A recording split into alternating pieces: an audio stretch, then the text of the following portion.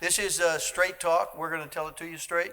One nation pulling apart, the great cultural misunderstanding. Now, we're talking about other issues besides culture, but that's the heart of it. The country has gone through a time of great dissent. The nation seems to be pulled apart. Hard to find common answers, from school boards to Congress to political parties and everything in between. The most common example that people use, but it's not exclusively this, is that Congress has never been more sharply divided, with far less ability to listen to each other and find common grounds than at any time since the Civil War. Congress seems to be divided into two angry camps who are more interested in shouting at each other than listening to each other. Most Americans, and here's the paradox. Most Americans, 73% according to Gallup, believe exactly the opposite. 73% of Americans believe that the parties and the nation's leaders should work together to find common grounds. Some of that is beginning to happen, and we'll explore some of that today, if for no other reason than the growing realization that the politics of destruction will indeed destroy us all if we let it. Operation Hope, indeed, was founded on that foundation, that working together, the banks, consumers, students, businesses, activists, Congress, the White House, the Federal Reserve, the teachers, the press, can in fact bring us together. So this panel, with your help, we're going to explore answers as to how to bridge that cultural and political divide. How can we here at Operation Hope, and each of you, when we return home, build that greater understanding? So we're going to lead off with the great bridge builder himself, Andrew Young.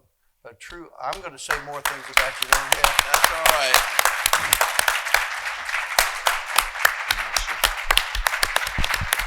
Yeah.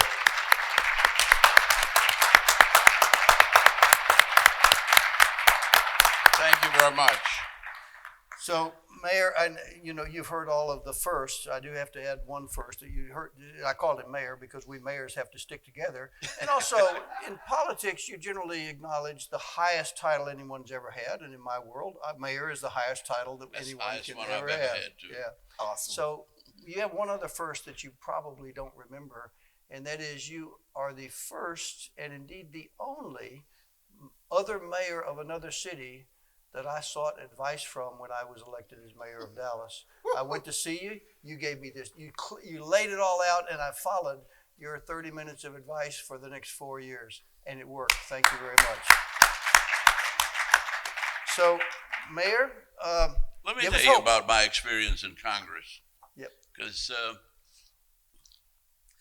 let me go back to the Civil Rights Movement. In 1962, there were 60 homes bombed in Birmingham. And the thing about it was, nobody knew about it. It didn't even appear in the Atlanta papers. We're just 150 miles away. And it was not until Fred Shuttlesworth's church had been bombed the third time that he came over and talked to Martin Luther King and said, "You have to come to Birmingham and help us." So we started planning in Birmingham in December of 1962, knowing that there was an election for mayor in January, and then there was a runoff that lasted until February. So we didn't want to confuse the election, so we had 2 months to prepare for Birmingham. The first thing Martin Luther King said to me was, "Andy, do you know any white folks in Birmingham?" And I said, I've really not even been to Birmingham much. He said, "Well, you got a month to find a way to meet some." Well, the first place I remembered that I'd been at a conference in Michigan, and there was a delegation from the Episcopal Church that I met. So I went to the Episcopal Church, and the Episcopal religious education director introduced me to the bishop, and the bishop pulled together 8 or 10 business people from Birmingham, and we set up a meeting between Martin Luther King, Fred Shuttlesworth, Ralph Abernathy, and me with a dozen businessmen. And we didn't let the city get completely polarized. We told them what a movement was. We told them there was going to be marches and sit-ins and people going to jail, and we tried to help prepare them for it. So that it was never totally antagonistic. And that was very important. Now, when I went to Congress, there was still the same kind of conflict. Well, it wasn't conflict. People just didn't know each other except in the gym, in the cloakroom where you had hot dogs and a Coca-Cola in the middle of the session. And the other place was the prayer breakfast. Now, Yes. I went to the prayer breakfast, and at the end of the prayer breakfast on a Wednesday morning at 8 o'clock, they called on me to pray. And at the end of the prayer breakfast, and that was when the vice president under Nixon, the first Spiro Agnew, Yes. he had just been indicted. And in the closing prayer, I did what a good pastor should do. I prayed for his family. Yes. And I asked God to be with them. And I asked us to be with them. And more people came up to me and said, I was surprised you prayed for Agnew. I said, why? Don't you think he needed prayer? Yeah. He said he really needed prayer, but you're a Democrat. I said, well, Republicans need prayer too. Yeah. And God is not partisan. Right.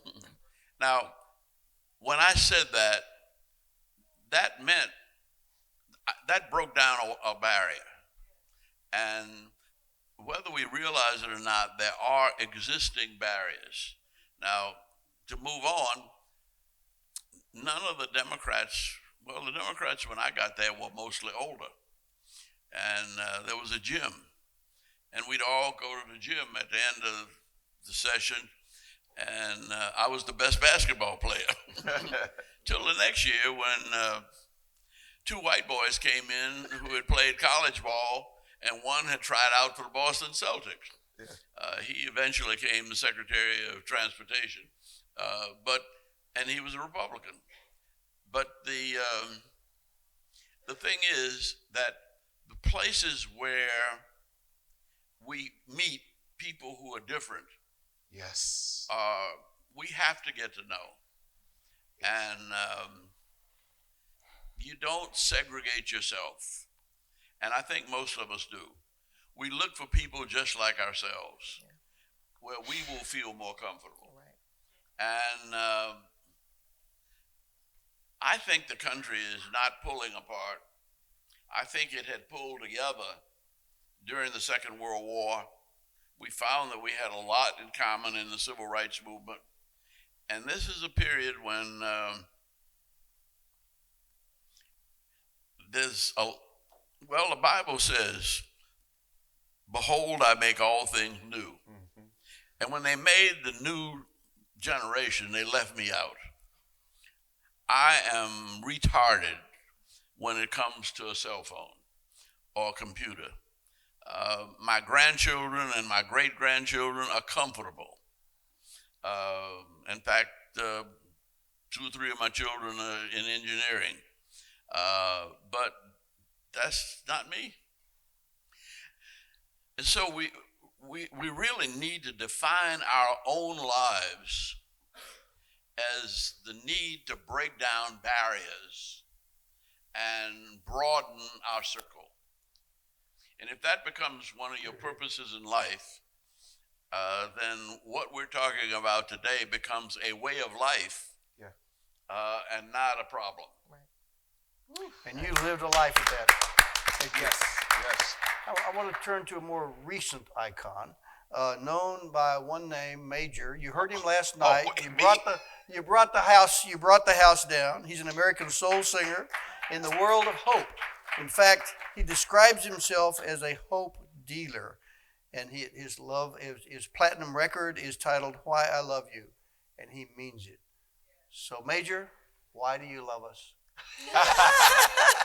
Firstly, I want to say thank you for seeing me in my future because I don't think I've reached icon yet. But my mama named me right just in case the rest of the world caught on. Major is my real name. The prayer was that she pray that I make a major impact on the world. But she decides, because I love my mama. Give it up for my mama, right? All right. Because she decides to tell me the reason behind my name. Once I got to college, I'm 1 out of 10, a blended family of 10 siblings.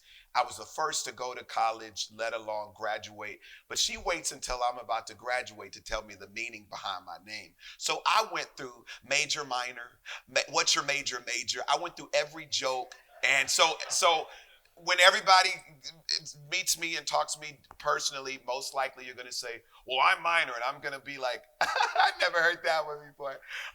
So it took me a while to embrace the distinction of who I am.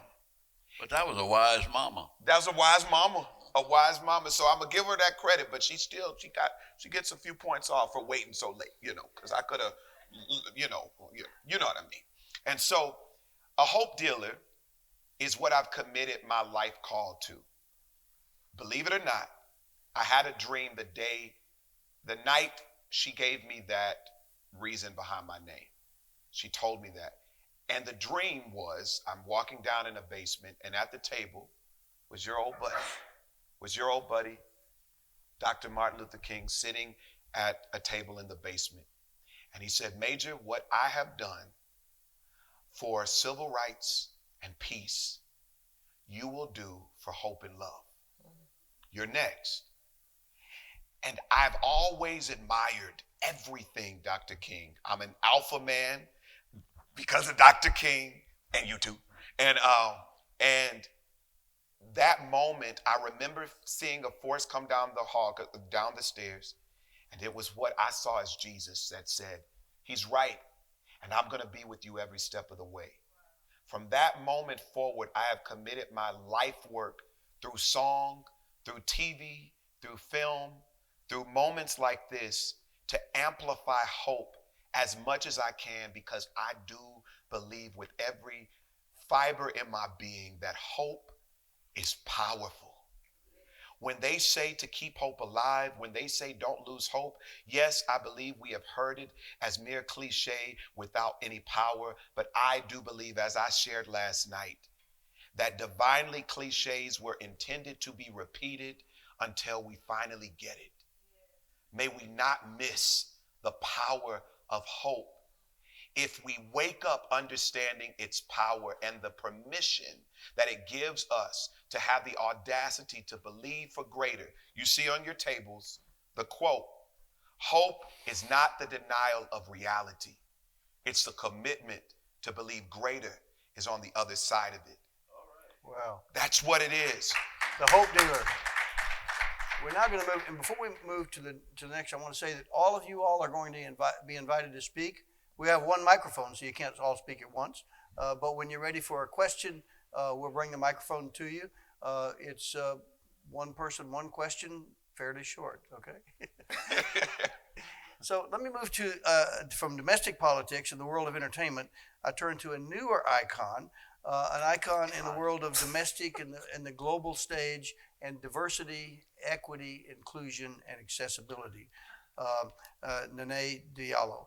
Spreading hope globally through the lens of diversity, equity, inclusion, and accessibility. She's the Chief Diversity Officer at the United States Agency for International Development. And if you don't know USAID, it is number one in terms of its impact for positive, for good on a global scale. She also was spent a decade at the Millennium Challenge, where she conducted not just one but 4 symposia on describing the global recovery to the Ebola crisis. She has earned her master's and all this stuff. She's also, it says right here on her resume, the mother of 4 children.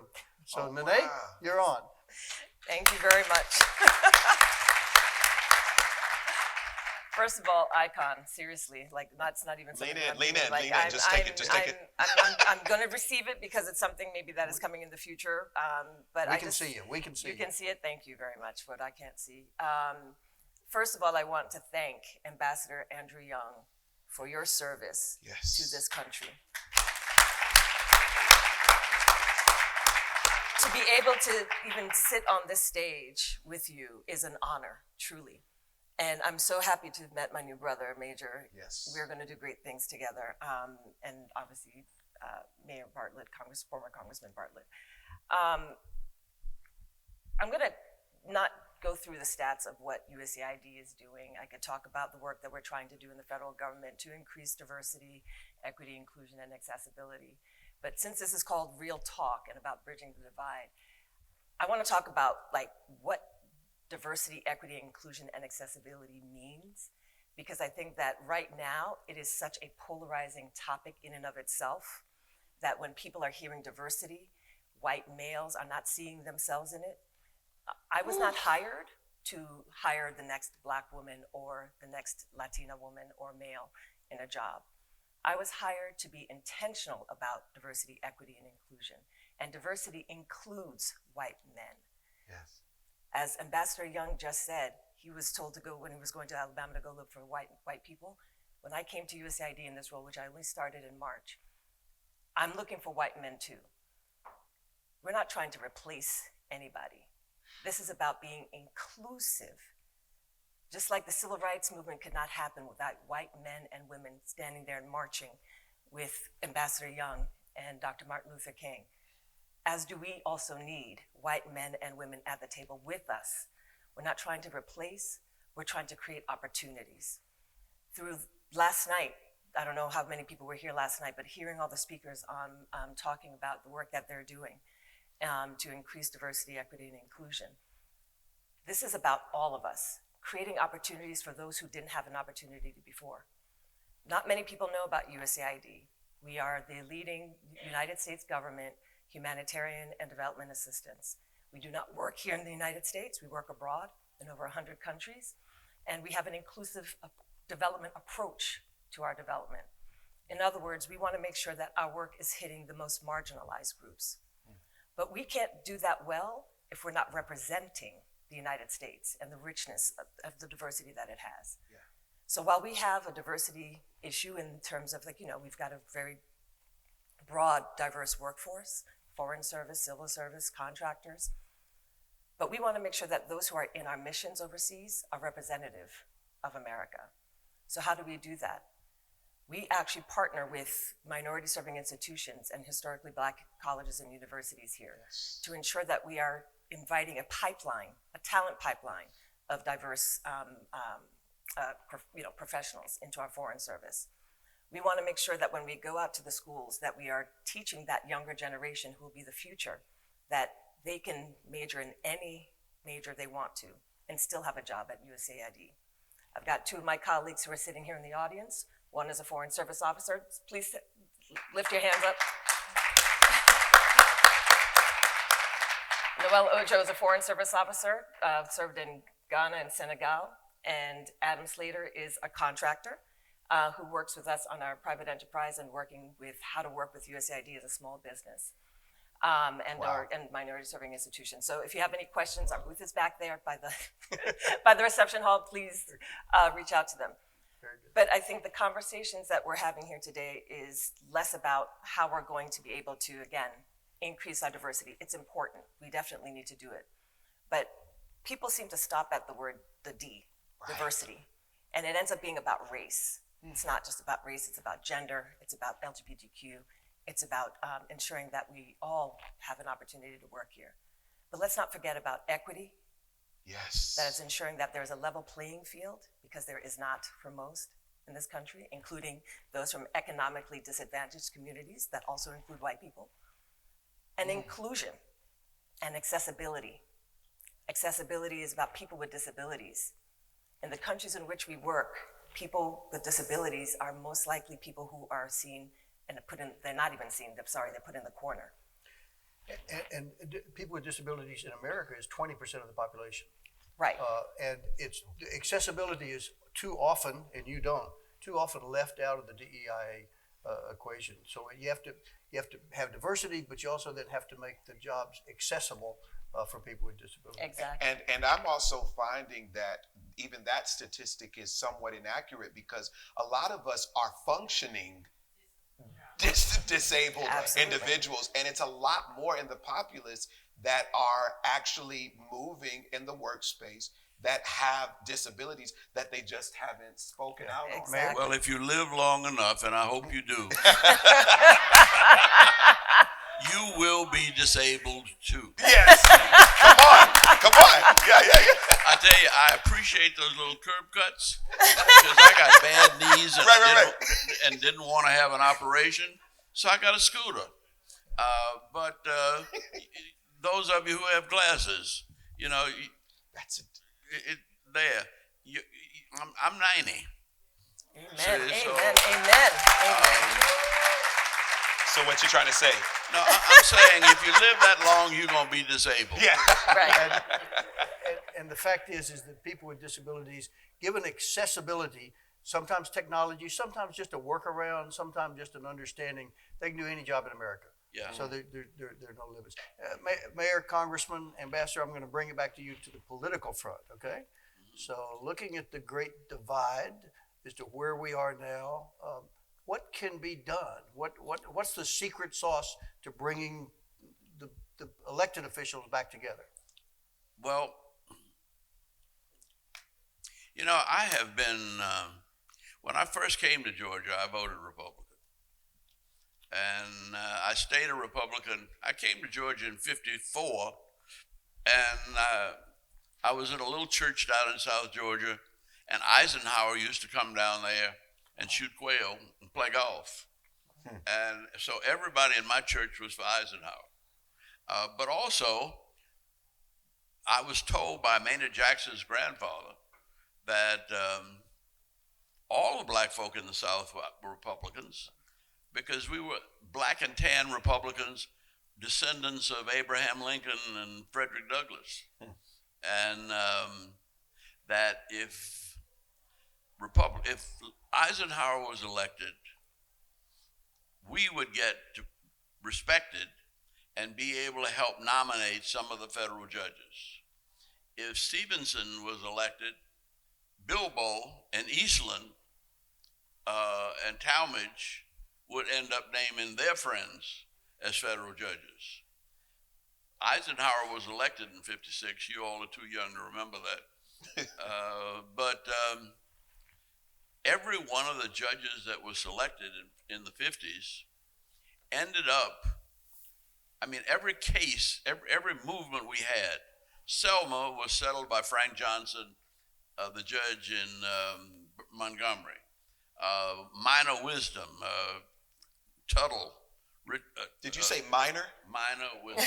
There it is. The other minor.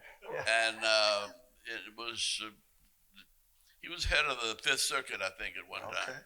And, but all of them were Republican appointees. And so in the '60s, every civil rights movement that succeeded went before a federal judge that was appointed by Eisenhower. And I remind my Republican friends of that. See? And when I went to New York, it was Lindsay and Rockefeller. And the Democrats were a kind of an ethnic backwards party in New York. Well, let's see, I was in New York in the '70s. No, unfortunately, I was in New York in the '50s.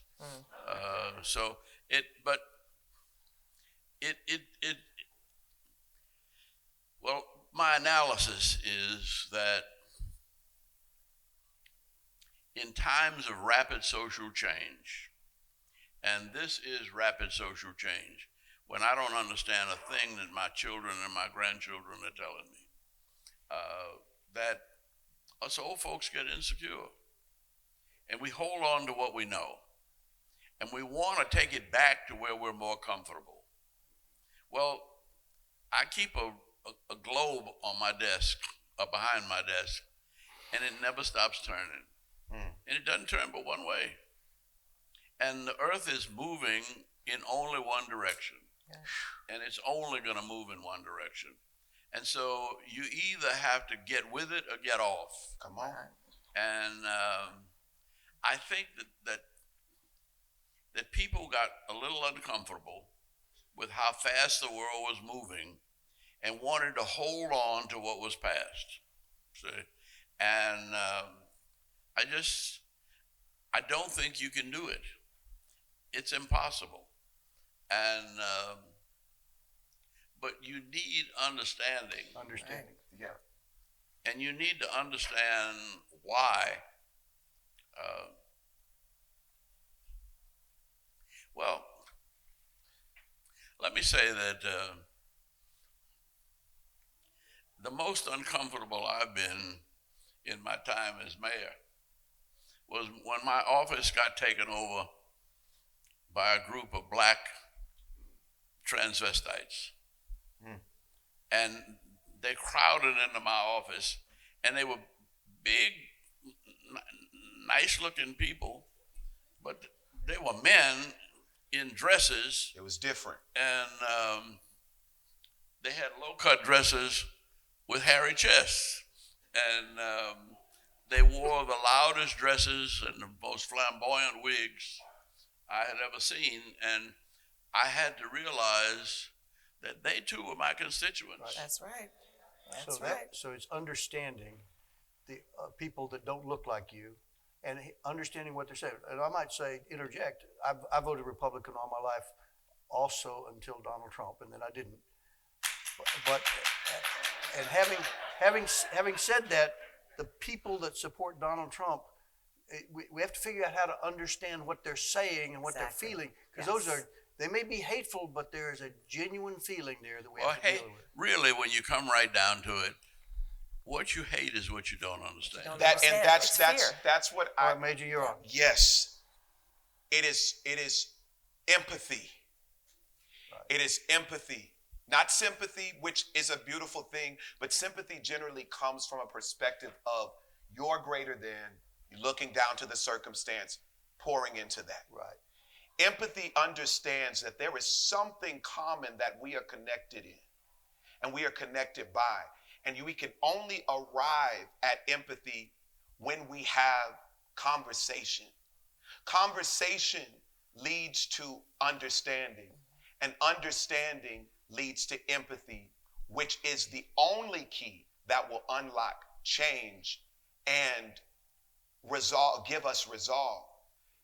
People, as Ambassador Young was saying, and it's always good to be like Brother Young because that's my alpha brother. But you ain't Christian brother, man. We got we family. But I have learned, even in my industry of entertainment, people often judge or criticize what they don't understand. We validate things based on the limitation of our greatest experience. Until you are introduced to an experience, you won't truly ever find an understanding. But do understand that just because you have an experience that may be common to your environment, that doesn't mean that that is the experience that is shared by the greater majority. We have to make room to have conversation, to find some type of understanding as to why.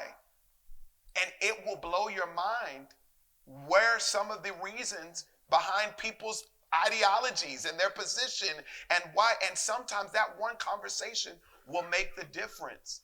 So I ask that we all lean into that as our goal and our mantra. Empathy, beautiful people. Here. So it's understanding, and you have to work at that. Renee, I'm going to you now on the international front. So how does this fit into the international front in other countries, or do other countries just think, well, that's an American deal? How do you bring it internationally? That's a great question. So definitely on the international scene in other countries that we work in, they think that diversity, equity, inclusion, and accessibility is an American issue. Oh, they don't have that issue there. And I always like to point at, I don't want to give out a country, but in any given country, there are many different ethnicities. And we all know in some of those countries, They have ethnic issues that go on. I say, that's DEIA right there. So how do we take what we're talking about as a framework and apply it to our daily lives? And I'll use an example that Major just said here. In a previous role, doing the diversity work, I worked with a colleague of mine. She was white. I knew that she was a Republican. And this is during the campaign where, you probably had a lot of, in the previous administration, anyway, I'll just leave it there. And we would get into conversation. And sometimes, we definitely did not agree. But we found a way to understand each other. Yes. Because we created that space for one another to understand, to actually even have the conversation in the first place. And I tell you, to this day, with all the office politics that people can get into, she is the one person, we were each other's ride or die in the workplace because we had each other's back, regardless of our political differences, knowing what those political differences were. Yes. It didn't matter because we knew that we had one mission, and that mission was to get the job done. And we didn't let our differences get in the way of us even establishing a personal friendship. It can happen. Yeah. We can do it. This diversity, equity, inclusion work does not need a CDO to do it. It needs all of you, all of us to do it together. One person at a time. One person at a time. Mayor? Yeah. I went through the integration of the schools here in Atlanta. And it was right after the civil rights movement. They desegregated the teachers. And I was chairman of the Community Relations Commission. And they called me one day and they said, there are black teachers and white teachers at this school, and they don't want to teach together. And they're threatening to all walk out. And so I went down, and I didn't say anything. Except I said, look, would you give me 10 minutes? And I said, find somebody black or white, somebody different, and sit at the table across from them. And take 5 minutes and talk to each other about your most frightening and fearful racial experience. What is it? I said, everybody black has been scared sometimes, and everybody white has been scared sometimes. What is your worst experience with race? And they did. I said, take 2 minutes each. And don't discuss it, just tell it to each other. And then I said, for the next 5 minutes, take a couple of minutes and tell each other what is the best interracial experience you've had in life. See? And they did. And they said, well, what else now? They were comfortable. Yes, right. And I said, nothing. I said, go on about your business and teach. Yeah. 10 minutes. That's all it took. So you can figure it out. So Mayor, I have to tell you, I had a similar experience at the Dallas Police Force. Okay, with a different approach, but really the same approach. We had a great police chief, Bill Rathburn, that was later poached by Atlanta to become here at the Olympics. So Bill, we had a huge. He was crazy though. Was he? Only because I say that only because his pet. He had a big farm outside of Dallas. Yeah, his pet tiger. His pet was a Bengal tiger. Oh, wow. And I said, "Is your wife?" I said, "You leave your wife at home on that big farm all by herself?" He said, "She's got a pet to protect." I said, "What kind?" He said, "A Bengal tiger." I said, "She damn sure is going to be well protected." he invited me to come into the cage with the tiger one time, and I declined. So anyway, so we had. I hate to admit it, but we had just a horrible race problem in Dallas on all fronts. One of the places was the police department, okay? The blacks hated the whites hated the blacks, the Hispanics didn't know where to go, and it was a mess. So Bill Rathburn said, let me see what I can do. So he went to the division, the substation with the biggest problem. And he said, a shift change, I'm going to make a few comments. So shift change, he comes in. And sure enough, you got the black police officers over here, the whites over here, the Hispanics in the front, everybody. And so he walked in and he just looked at them. He said, ladies and gentlemen, I'm going to go down the hall and get myself a Diet Dr. Pepper. and I'm going to drink that Dr. Pepper slowly. When I come back, I want you to be seated properly. That's the only guidance he gave them. And they, of course, for a while, they just sat there. And then they seated properly. And that was the beginning of the conversations. But he didn't tell them what to say. He just said, you just need to figure it out. So, and then things went very well after that. Well, let me go to Nene.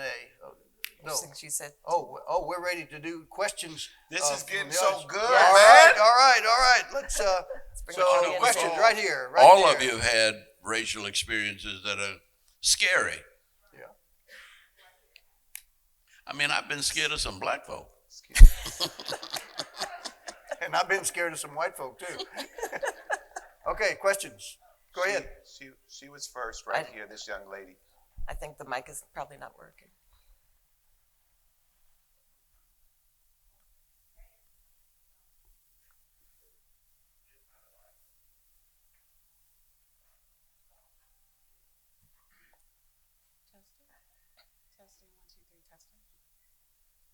Do you mind projecting if stand, we have to? Stand up if you would there's and something tell wrong us with your the name. mic. Testing. Okay, testing. Okay, it's on. There we go. Hi, everyone. My name is Joy Christina. I am a business owner. I actually have a business on Auburn Avenue, right next door to the SCLC.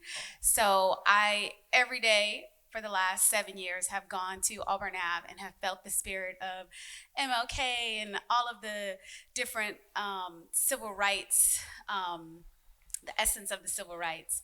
And one of the things that became apparent to me is one day there was a gentleman that stood at the corner and he was looking off in the yonder, and I asked him, "Sir, are you okay?" He was about maybe 85. And he's like, "Well, right over there used to be a library, and right over there used to be this." And he started kind of recounting the story of how he remembered Auburn Avenue.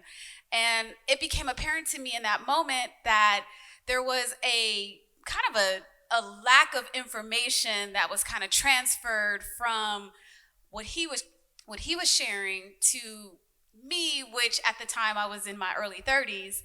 So I get to my question right now, which is, do you ever feel like it's deja vu, and how do you feel is the best way to help transfer the strategies that were used back in the civil rights movement to help us during this time that we have right now?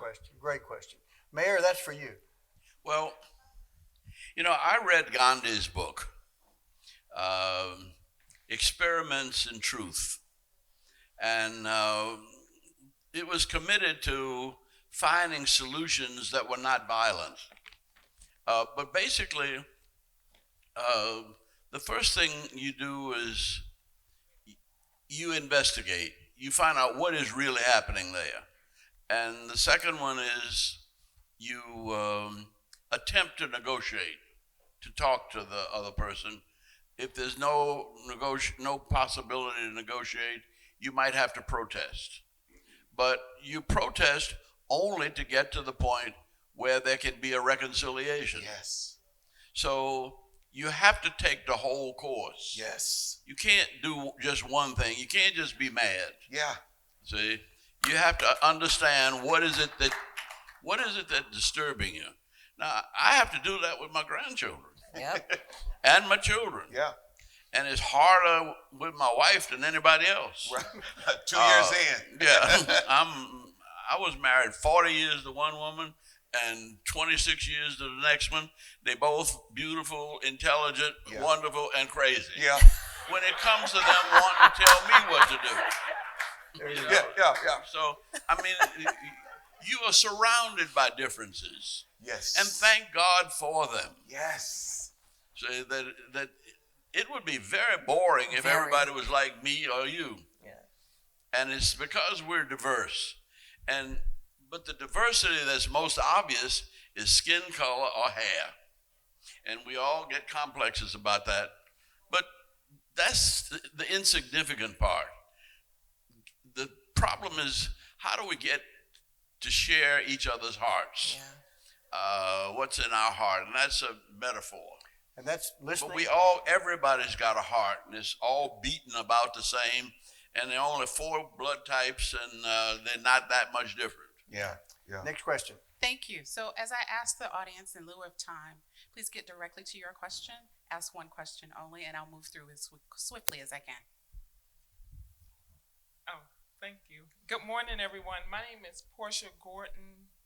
I'm a business owner and a homeowner in Alpharetta. I'm also on the Mayor's Council. My question is for Ambassador Young. So, given that you're a legend,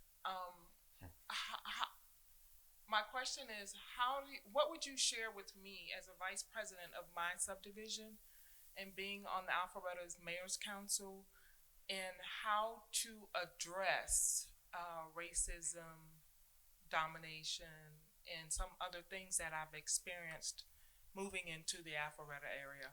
Well, I define my role or my method as, well, my mama used to say, you got 2 ears and 1 mouth, and you will Yes. learn more by listening. And so you ask questions and let people explain themselves to you.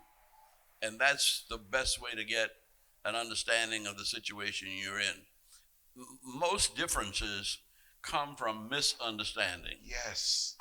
And so understanding what the problem is. So it's active listening. Just sitting there and staring doesn't do it. Right. You have to ask questions, try to say, well, what do you mean by that? How about this? What do you think about that? And getting to the root of what the person feels and believes. And that'll take you not just a long ways, that'll take you to the solution. That active listening is what we learned in marriage counseling. It literally, for those that may not know exactly what it is, it's repeating back what you heard, Right. the question, so that because language is a wild, dynamic, multifaceted reality. And sometimes we think we're saying it so clearly, but the person we're saying it to is not connecting to our intention the same way. So I've heard Ambassador Young say before, it's listening without being defensive. Right. Come on and finish it. Come on. Right. Speaking without being offensive, and hearing without defense. and That's John Bryan. He says it's you. He said it's you. He said it was you. He lied. I quoted you. And we'll say it. Okay, so John Bryan. Oh, he's there he in is. the There he room. is. Say it. Say it out loud. Come on. Say it out loud, because he's been giving you credit. No, well, but that's that's very interesting, because the one thing that problem you have in a leadership position is you are better prepared than the people you're working with. That's the reason you're a leader, and you come off arrogant if you're always got the answer. See? So basically, that's something I heard him say, but I got it from him. I'm saying it here, and I gave him the credit. See? But that's because that's where I first heard it. I just want you to say it fully so they'll know what the saying is. Mr. Bryant, can you say aloud the speak without? Talk without being offensive, listen without being defensive, and always leave even your adversary with their dignity. If you don't, they'll spend the rest of their life trying to make you miserable. Here it is.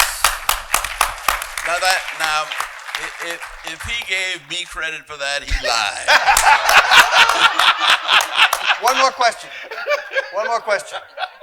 I'm going to be brief, what I call my 3 B's, brief, breathe, and be seated. But I remember meeting you about 10 years ago with Kevin Smyrie.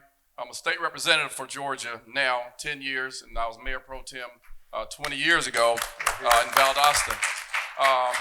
But my biggest thing is, the key word I've been hearing all year is intentionality and inclusiveness. And I'm just going to say this briefly, and then I'm going to ask you for some advice. But one thing you guys have to do, if you don't know who your local official is, local elected official, your state representative, if you don't know who those people are, we can't make the change that we want to make. We can have so many conferences, so many events, but policy is what's going to make the difference. So make sure you get involved with your local politics and everything Yes. that you can to make a difference. Yes. Do that. You must do that. If not, like you said, when we protest and do things, we got to have a connection to make policy changes.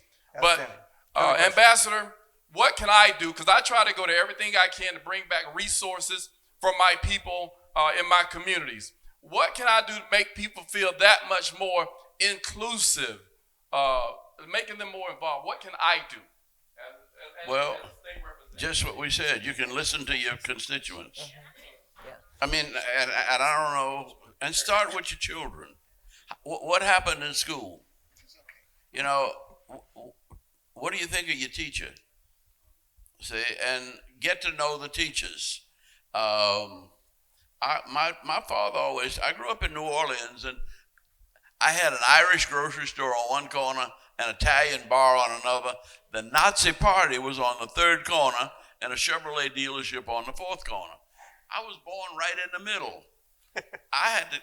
To keep from getting my ass beat, I had to get along with people. Right. Going to the grocery store at 4 years old, you know. And so we've all had experiences in living with difference. And we just have to kind of lift those up, understand them, and point them out to people who are in similar situations. Okay, I'm going to ask the last question. I'm sorry, but I'll come back and listen to your question offline. So I'm going to ask the last question. So thinking ahead to 10 years from now, 2033, where do you think this country will be on our cultural divide? Will we have come together, or will we further apart? I would surmise we're probably not going to be exactly where we are now. So it would be better or worse? No, we're always going to be better. Yes. We don't go backwards. That's the thing about this Right. country. Hear, hear. That's what? Hope. No, that's not hope. That's faith. You can't get to faith without hope. Faith is a substance of things hoped for. We talking the same stuff, Doc. All right. So Major, need 'em what's both, your exactly. answer? Will things be better or worse in 10 years? I believe they will be better, and I do believe that it will be a more shared space. I have to say this line: far too big is the sky for only one bird to fly. And oh, how beautiful is the night when more than one star shines. There is room for all of us, y'all. You like that? That's me. That's Major. Quote him next time. I knew we were going to get into singing pretty soon. Renee, what's your answer? I'm hopeful. And I say that because I look not at the conversations that we're having in our generation, but I'm looking at my children and their generation. My kids are 24, 14, and 11. And the twins are 11, so there goes the fourth. But it's what they're talking about and how they're seeing the world. And they see all the nonsense that we're doing. And anytime I say something that's even politically incorrect, Mommy, that's not nice. All right. So the fact that they're already thinking like that, I think that to me gives me hope. Right. Yes. Can I, Yes, Andy. understanding why we're here, all of us. I go back to the Bible. Yes. When Joseph was sold into slavery because his brothers were jealous of his coat of many colors. Well, he was certainly angry with his brothers and blamed them till he got inside Pharaoh's court and started advising Pharaoh. And when his brothers came, they were afraid of him because they felt guilty. And he said, no. You were doing what God wanted you to do. You didn't sell me into slavery. God sent me into slavery through you. All things. And that's the way I look at my ancestors being taken from Africa.